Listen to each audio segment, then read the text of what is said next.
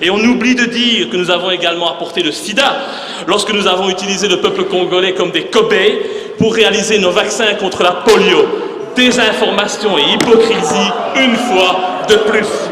L'heure est venue d'oser regarder la vérité en face, d'oser reconnaître que jamais notre pays n'aurait pu se développer comme il l'a fait sans avoir pillé les richesses du Congo, sans avoir pillé les richesses du Congo, sans avoir pillé les richesses du Congo, sans avoir asservi le peuple congolais. 10 millions de morts, cela représente 50% de la population congolaise de l'époque, mais jamais notre pays s'est sincèrement excusé pour ces exactions. Aujourd'hui, plus de 100 ans après ces faits, notre pays a l'obligation morale de faire un devoir légitime et élémentaire de mémoire. Le Congo est pour toujours un pays frère, un pays sans lequel jamais la Belgique ne serait devenue une grande puissance européenne. Le règlement, c'est le règlement.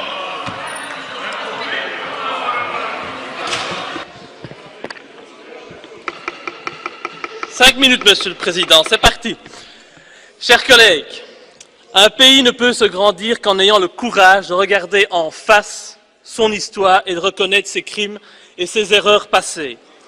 En ce sens, et afin de créer une nouvelle collaboration saine, éthique et respectueuse entre notre pays et la République démocratique du Congo, je pense qu'il est notre devoir, comme l'ont fait avant nous d'autres anciennes puissances coloniales, d'ouvrir les pages les plus sombres de notre histoire. L'heure est venue d'oser regarder la vérité en face, d'oser reconnaître que jamais notre pays n'aurait pu se développer comme il l'a fait, sans avoir pillé les richesses du Congo, sans avoir asservi le peuple congolais. De nombreux bâtiments bruxellois, comme le Cinquantenaire, le musée Tervuren, ont été construits avec le sang du peuple congolais.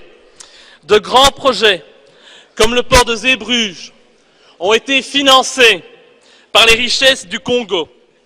Le travail forcé imposé par Léopold II, le roi des Belges, avec l'assentiment du Parlement entre 1885 et 1908 ne s'est pas fait sans mal. Des populations furent massacrées, domptées par la force par l'envahisseur, des femmes furent violées par les représentants de l'autorité coloniale.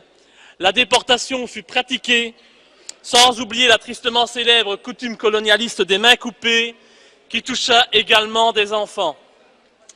Après le règne de Léopold II, la colonisation a elle aussi fait de nombreux dégâts et de multiples victimes. Au total, notre pays est responsable de la mort de 10 millions de Congolais, ça mérite un peu de respect. Un des plus grands génocides du monde. Ces chiffres furent évoqués, pas par moi, mais par une commission officielle du gouvernement belge en 1919. 10 millions de morts, cela représente 50% de la population congolaise de l'époque, mais jamais notre pays s'est sincèrement excusé pour ces exactions. Bien sûr, le comportement brutal des colonisateurs était monnaie courante à cette époque. Mais ces éléments ne changent et n'excusent en rien les faits qui ont été commis par des représentants de la Belgique avec l'approbation claire et ferme du souverain de l'époque, le roi Léopold II. L'ambition de notre roi et le statut qu'il voulait offrir à notre pays ne doivent, c'est pas possible, hein.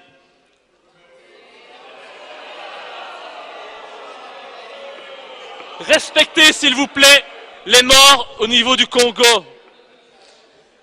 On ne doit pas,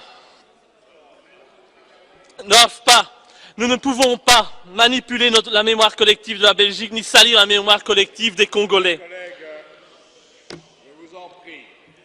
Aujourd'hui, plus de 100 ans après ces faits, notre pays a l'obligation morale de faire un devoir légitime et élémentaire de mémoire. Le Congo est pour toujours un pays frère, un pays sans lequel jamais la Belgique ne serait devenue une grande puissance européenne. Nous ne pouvons pas aujourd'hui jouer la politique de l'autruche, ignorer la réalité et transformer l'histoire comme bon nous semble. En tant que démocrates, nous devons nous excuser pour le mal que nous avons causé au Congo. C'est bien la moindre des choses. En hommage aux Congolais qui ont connu le travail harassant, exigé en échange de salaires qui ne leur permettaient ni de manger à leur faim, ni de se vêtir ou de se loger décemment ou encore d'élever leurs enfants comme des êtres chers. Pour ceux qui ont connu les ironies, les insultes, les coups matin, midi et soir, parce qu'ils étaient des nègres, ceux qui n'oublieront jamais qu'un noir, on lui disait simplement « tu », non pas comme à un ami, mais simplement parce que le « vous » honorable était réservé aux seuls blancs. en hommage à ceux qui ont vu leurs terres spoliées, au nom de textes prétendument légaux qui ne faisaient en fait que reconnaître le droit du plus fort, le droit du colon. Eh bien, pour ces gens qui durent accepter que la loi n'était jamais la même, ce dont qu'il s'agissait d'un blanc ou d'un noir, pour ceux qui ont connu les souffrances atroces des relégués pour opinion politique ou pour leurs croyances religieuses, comme Simon Kimbangu, exilés dans leur propre patrie, et pour qui un avenir pire que la mort était réservé.